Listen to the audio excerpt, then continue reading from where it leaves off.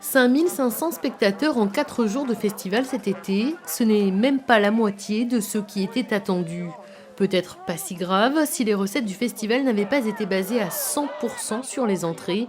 Bilan, 166 000 € de dettes. Les partenaires sont priés de faire un nouvel effort financier.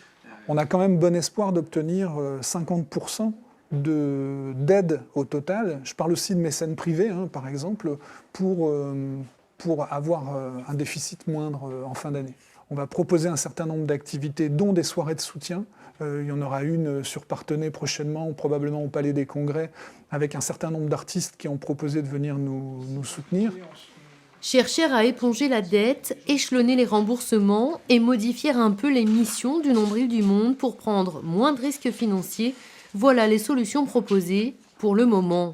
En période de crise, les erreurs et les maladresses se payent encore plus cher. On est sur une économie qui est hyper fragile, ça a tout le temps été un miracle. Donc il y a toujours un moment donné, le miracle, conduire une bagnole à 120 km/h avec un bandeau sur les yeux, il y a toujours un moment donné où on prend un virage à la tronche. Là, on l'a pris.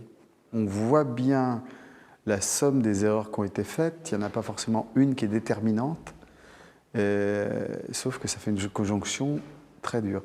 Mais je pense que de toute façon, on était à la fin d'un modèle. On était à la fin d'une aventure. Pour les 7 salariés, c'est l'incertitude.